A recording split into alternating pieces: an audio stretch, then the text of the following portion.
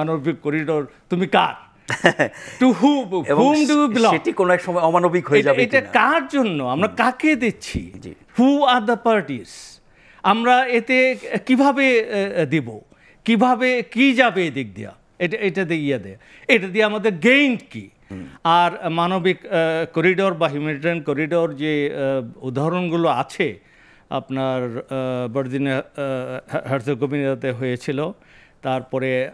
Azerbaijan Armenia ওই কনফ্লিক্টে হয়েছিল কঙ্গোতে একটা ইয়ে হয়েছিল রাশিয়া ইউক্রেন ইয়েতে একটা ট্রাই করা হয়েছিল কোনো জায়গায় কিন্তু এটার ফলাফল ভালো হয় না ভালো হয় না ultimately none of the places একটা শর্ত অবশ্যই থাকে যে করিডোর আপনি দিবেন বা যেখানেই দিবেন এটা হলো যে কতগুলো লোক তারা আটকা পড়ে আছে তাদেরকে সেফলি চলে যেতে দিতে হবে যাতে করে কোনো অ্যাটাক না বলা হচ্ছে সহায়তা পৌঁছানো হবে ওটা দিয়ে যে আরো রোহিঙ্গা আসবে সহায়তা পৌঁছানো আপনি পৌঁছাবেন কিন্তু এই সহায়তার জন্য আরেকটা সেই যে একটা ডাম্পিং পয়েন্টে এটা নিতে হবে সহায়তাটা তারপর এটা যাবে বাট শর্ত হলো যে এই যে স্টেজিং পয়েন্ট যেটা থাকবে এই পাশে এবং ওই পাশে তো এগুলোর নিরাপত্তা কে দিবে জনতা সেনাবাহিনী এখনও তো তারা এয়ার অ্যাটাক করছে তারা গ্রাউন্ডে না কিন্তু এয়ার অ্যাটাক তারা করছে এয়ার অ্যাটাক যে করবে না সেটার গ্যারান্টি কে দিবে এটা নিরাপত্তা যখন আছে তখন তো আমার মিলিটারি ইনভলভ হয়ে যাবে যদি কোনো অ্যাটাক আসে তাহলে সেটা আমি কিভাবে ঠেকাবো এর মধ্যে তো আমরা কিছুটা আক্রান্ত হয়েছি রাইট এখন আপনার যারা পার্টি এখানে যারা আছে সেটা পরে আলোচনা হয়তো আরও আমরা আলোচনা করতে পারবো সেই পার্টিগুলোর সাথে কি আমরা কথা বলেছি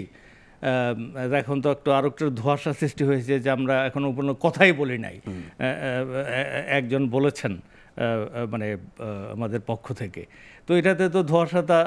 আরও বাড়ছে বাট এই ধরনের একটা ইয়েতে আমি আমার পয়েন্টে ফেরত আসি যে আমরা যখন আশ্রয় দিয়েছিলাম আমরা সমস্ত ডাইনামিক্সকে উপেক্ষা করে জাস্ট মানবিকতার জন্য আমরা দিয়েছিলাম বাট এখন যেন আমরা যেটাই করি অবশ্যই করা উচিত ওখানে আছে সরল হিসাবে এটা অবশ্যই ওখানে জাতিসংঘ তারা অ্যাসেস করেছে দুর্ভিক্ষ সামনে হবে তো দুর্ভিক্ষ হলে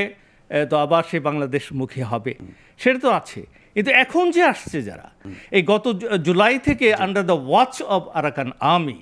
এই যে 1,13,000 চলে আসলো এটা কিভাবে আসলো এটা আমরা ঠেকাতে পারছি না কেন এটা নিয়ে আমাদের হোয়াট ইজ আওয়ার পজিশন তো এই যে করিডোর যেটা হবে এই করিডোর তো আপনি যেটা বললেন এটা তো শুধু যাবে না এটা এমনি তো we have a corridor human corridor তো এমনিতেই আছে তারা আসে যায় তারা এখানে আসতেছে ওখানে যাচ্ছে অবৈধভাবে আসছে তখন তারপরে মাদকের একটা স্বর্গরাজ্য হয়ে গেছে আর্মস স্মাগলিং এর একটা চলছে তো অলরেডি তো করিডোর তো বিভিন্ন করিডোর যেটা আমাদের জাতীয় স্বার্থ বিরোধী সেগুলো তো অলরেডি আছে